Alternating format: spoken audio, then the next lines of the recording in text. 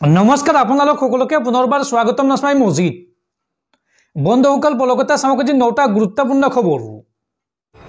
प्रथमটো खबर उमरांचर कयला खनित संघटित হৈছে राज्য কঁপাই যোৱা ভয়ঙ্কৰ ঘটনা। 300 ফুট দ কয়লা কৰিত আবদ্ধ হৈ পৰিছে 10ৰ পৰা 15 জনকৈ শ্ৰমিক আৰু ঘটনাস্থলীত হাহাকাৰময় পৰিস্থিতি। 300 ফুট দ কয়লা কৰিত আবদ্ধ হৈ পৰিছে 10ৰ পৰা 15 জনকৈ শ্ৰমিক। उमरांचर कयला खनित हाहाकार परिवेश। कुवरीर भितरत पानी सोमोৱাৰ पिछते हाहाकार परिस्थिति।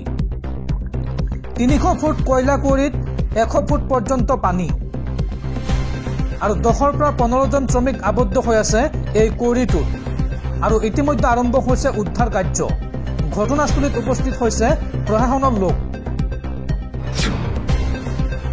পৰৱৰ্তী খবৰ राज्यत पंचायत निर्वाचन दिन घोषणा कराक লৈ अनिश्चितता। निर्वाचनी अधिसूचना जारी কৰিবৰ বাবে আজি অনুমতি নাপালে ৰাজ্য চৰকাৰে। স্থগিতাদেশৰ নিৰ্দেশ সংশোধনীৰ বাবে জনোৱা আবেদন অগ্ৰাহ্য কৰিলে গুৱাহাটী উচ্চ ন্যায়ালয়ে। ৰাজ্যত পঞ্চায়ত নিৰ্বাচনৰ দিন ধাৰ্যক লৈ অনিশ্চিততা। নিৰ্বাচনী অধিসূচনা জাৰিৰ বাবে আজি অনুমতি নাপালে ৰাজ্য চৰকাৰে। স্থগিতাদেশৰ নিৰ্দেশ সংশোধনীৰ বাবে জনোৱা আবেদন গ্ৰাহ্য নকৰিলে গুৱাহাটী উচ্চ ন্যায়ালয়ে। উল্লেখযোগ্য যে 9 জানুৱাৰীলৈকে অধিসূচনা জাৰি কৰিব নোৱাৰিব বুলি নিৰ্দেশ দিছিল গুৱাহাটী উচ্চ ন্যায়ালয়ে আৰু এই গোচৰটোক লৈ শনিবাৰে ন্যায়ালয়ত চলিল 6 ঘণ্টীয়া শুনানি আৰু মঙলবাৰে অৰ্থাৎ আজি গোচৰটোৰ পুনৰ শুনানি গ্ৰহণ কৰিব উচ্চ ন্যায়ালয়ে। উল্লেখযোগ্য যে পঞ্চায়তৰ সীমা পুনৰ নিৰ্ধাৰণৰ বিৰুদ্ধে ন্যায়ালয়ত দাখিল কৰা হৈছিল আবেদন, যাৰ বাবে ৰাজ্যত পঞ্চায়ত নিৰ্বাচন অনুষ্ঠিত কৰিবলৈ গৈ বাৰে বাৰে পিছুৱাই আহিবলগীয়া হৈছে ৰাজ্য চৰকাৰ।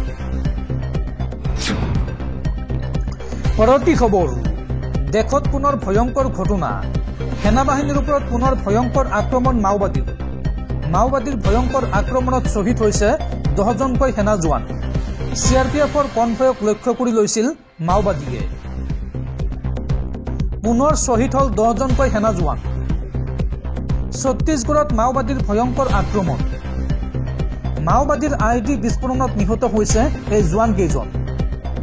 ছত্তীশগড়ৰ বিজাপুৰত মাওবাদীৰ ID বিস্ফোৰণ।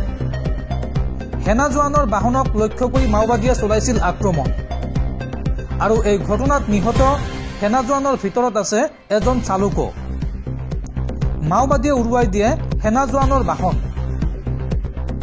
ৰাজ্যখনৰ দান্তেপাৰা নাৰায়ণপুৰ বিজাপুৰত মাওবাদীৰ বিৰুদ্ধে অভিযান চলাইছিল নিৰাপত্তা বাহিনীয়ে আৰু এই ভয়ংকৰ ঘটনাত আহত হয় 8 জনকৈ সেনা জোৱান। 10 গৰাকী সেনা জোৱান শ্বহীদ হোৱাৰ সমান্তৰালকৈ আহত হৈছে আন 8 জন সেনা জোৱান। দৰ্শকসকলৰ বহুতো গুৰুত্বপূৰ্ণ খবৰ আছে।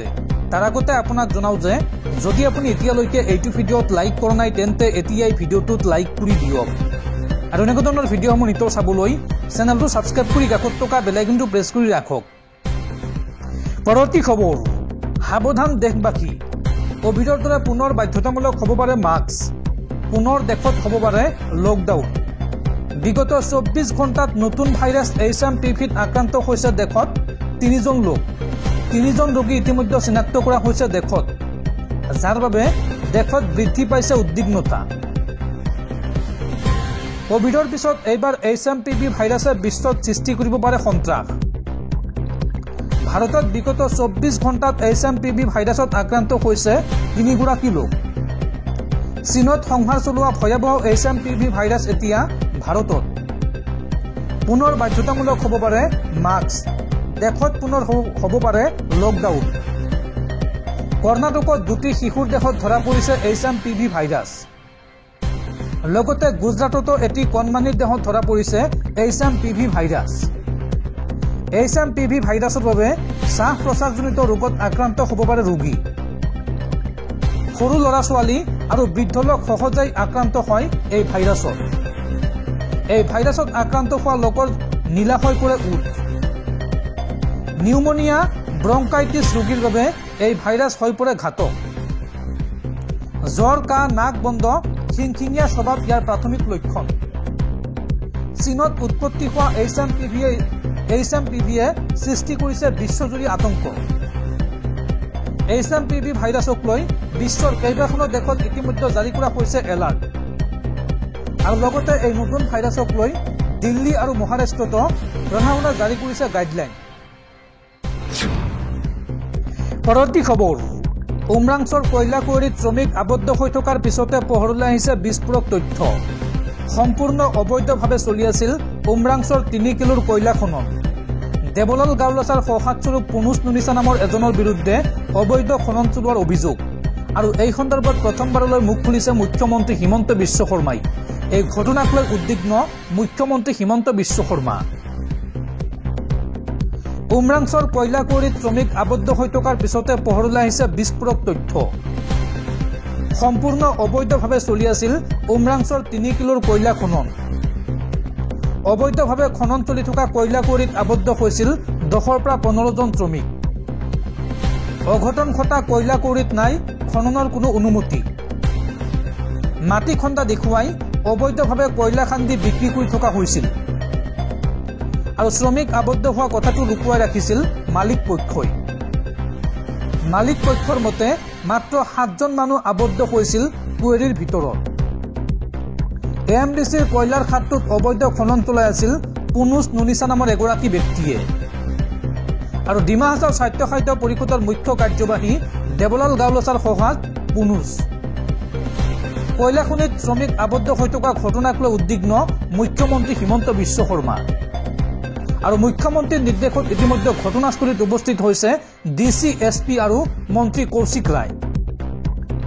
চলি থকা উদ্ধাৰ অভিযানৰ বাবে সেনা বাহিনীৰ সহায় বিচাৰিছে মুখ্যমন্ত্ৰী হিমন্ত বিশ্ব শৰ্মাই। পৰৱৰ্তী খবৰ, যিকোনো মুহূৰ্তত গ্ৰেপ্তাৰ হ'ব পাৰে বাংলাদেশৰ প্ৰাক্তন প্ৰধানমন্ত্ৰী শ্বেখ হাছিনা। শ্বেখ হাছিনাৰ সন্মুখত এইবাৰ নতুন বিপদ। দ্বিতীয়বাৰলৈ গ্ৰেপ্তাৰী পৰোৱানা জাৰি কৰা হৈছে শ্বেখ হাছিনাৰ বিৰুদ্ধে আৰু 12 ফেব্ৰুৱাৰীত আদালতত হাজিৰ হ'বলৈ নিৰ্দেশ দিছে বাংলাদেশৰ আদালতে। যিকোনো মুহূৰ্ততে গ্ৰেপ্তাৰ হ'ব পাৰে বাংলাদেশৰ প্ৰাক্তন প্ৰধানমন্ত্ৰী শ্বেখ হাছিনা। বাংলাদেশৰ প্ৰাক্তন প্ৰধানমন্ত্ৰী শ্বেখ হাছিনাৰ সন্মুখত নতুন বিপদ। দ্বিতীয়বাৰৰ বাবে শ্বেখ হাছিনাৰ বিৰুদ্ধে জাৰি কৰা হৈছে গ্ৰেপ্তাৰী পৰোৱানা। শ্বেখ হাছিনাৰ বিৰুদ্ধে বলপূৰ্বক নিৰুদ্দেশ আৰু প্ৰাণ লোৱাৰ গোচৰ এইবাৰ জাপি দিয়া হৈছে। বাংলাদেশৰ আন্তঃৰাষ্ট্ৰীয় অপৰাধ ন্যায়াধিকৰণে জাৰি কৰিছে গ্ৰেপ্তাৰী পৰোৱানা। শ্বেখ হাছিনা সহ অভিযুক্তসকলক গ্ৰেপ্তাৰ কৰি আদালতত হাজিৰ কৰাৰ নিৰ্দেশ ন্যায়াধিকৰণৰ। 12 ফেব্ৰুৱাৰীত আদালতত হাজিৰ হোৱাৰ নিৰ্দেশ ন্যায়াধিকৰণৰ। উল্লেখযোগ্য যে শ্বেখ হাছিনা সহ 11 জনৰ বিৰুদ্ধে ন্যায়াধিকৰণে জাৰি কৰিছে গ্ৰেপ্তাৰী পৰোৱানা আৰু সেয়েহে যিকোনো মুহূৰ্তত গ্ৰেপ্তাৰ হোৱাৰ সম্ভাৱনা আছে বাংলাদেশৰ প্ৰাক্তন প্ৰধানমন্ত্ৰী শ্বেখ হাছিনা। উল্লেখযোগ্য যে বৰ্তমান বাংলাদেশৰ পৰা পলাই আহি ভাৰতত আশ্ৰয় লৈ আছে শ্বেখ হাছিনা। পৰৱৰ্তী খবৰ, নিষিদ্ধ মাংস সৰবৰাহৰ আঁৰত কোন? নিষিদ্ধ মাংস সৰবৰাহ কৰি এইবাৰ গ্ৰেপ্তাৰ হ'ল 7জনকৈ হিন্দু যুৱক আৰু তাৰ পিছতে দেশজুৰি পুনৰ বিতৰ্কৰ সৃষ্টি। নিষিদ্ধ মাংস সৰবৰাহ কৰি গ্ৰেপ্তাৰ হ'ল 7জনকৈ হিন্দু যুৱক।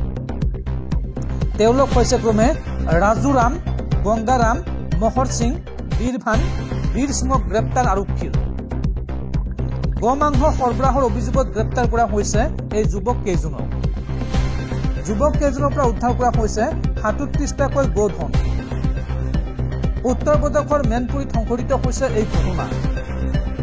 উল্লেখযোগ্য যে দীৰ্ঘদিনৰ পৰা এই অপকৰ্ম কৰি আহিছিল এই 7জনকৈ যুৱকে আৰু অৱশেষত আৰক্ষীৰ দ্বাৰত পৰিল এই 7জনকৈ হিন্দু যুৱক। পৰৱৰ্তী খবৰ, পুনৰ ভাৰতীয় দলত স্থান লাভ অসম কন্যা উমা চেত্ৰীৰ। আয়াৰলেণ্ডৰ বিৰুদ্ধে এদিনীয়া শৃংখলাত স্থান লাভ উমা চেত্ৰীৰ। 10 জানুৱাৰীৰ পৰা আৰম্ভ হ'ব এই দ্বিপাক্ষিক শৃংখলা। 10, 12 আৰু 15 জানুৱাৰীত ৰাজকোটত খেলিব 3খন মেচ। পৰৱৰ্তী খবৰ, ৰাজনীতিবিদ প্ৰশান্ত কিশোৰক গ্ৰেপ্তাৰৰ পিছতে কাৰাগাৰলৈ নিক্ষেপ। বেইল বণ্ডত সহি কৰিবলৈ অস্বীকাৰ কৰাৰ পিছত কাৰাগাৰলৈ পঠিয়ালে আদালতে। বিহাৰ লোকসেৱা আয়োগৰ পৰীক্ষা বাতিলৰ দাবীত অনশনত বহিছিল প্ৰশান্ত কিশোৰ। প্ৰশ্নকাকত ফাদিল হোৱাৰ অভিযোগ তুলি অনশন কৰিছিল জনসুৰজ দলৰ নেতাজনে আৰু সেই সময়তে গ্ৰেপ্তাৰ কৰিছিল আৰক্ষীয়ে। পৰৱৰ্তী খবৰ, মধ্যপ্ৰাচ্যৰ যুদ্ধক লৈ ডাঙৰ খবৰ ইয়েমেনক আক্ৰমণ কৰি এইবাৰ বিপদত পৰিছে ইজৰাইল ধাৰাবাহিকভাৱে ইজৰাইলৰ ভূমিত 5বাৰকৈ আক্ৰমণ চলোৱা হৈছে বিফল হৈ পৰিছে ইজৰাইলৰ এয়াৰ ডিফেন্স সিস্টেম আৰু তাৰ পিছতে জাৰি কৰা হৈছে এলাৰ্ট ইয়েমেনক আক্ৰমণ কৰি এইবাৰ বিপদত ইজৰাইল ধাৰাবাহিকভাৱে ইজৰাইলৰ ভূমিত 5বাৰকৈ আক্ৰমণ প্ৰথমে ইজৰাইলৰ 3টাকৈ বিমানবন্দৰত আক্ৰমণ ইজৰাইলৰ হাইফা চহৰত মিছাইলেৰে আক্ৰমণ হুথি বিদ্ৰোহীৰ বিফল হৈ পৰিছে ইজৰাইলৰ এয়াৰ ডিফেন্স সিস্টেম আৰু আক্ৰমণৰ পিছতে জাৰি কৰা হৈছে এলাৰ্ট কেইবাজনো ইজৰাইলী সেনা আৰু নাগৰিকৰ লগত সংঘটিত হৈছে ভয়ংকৰ ঘটনা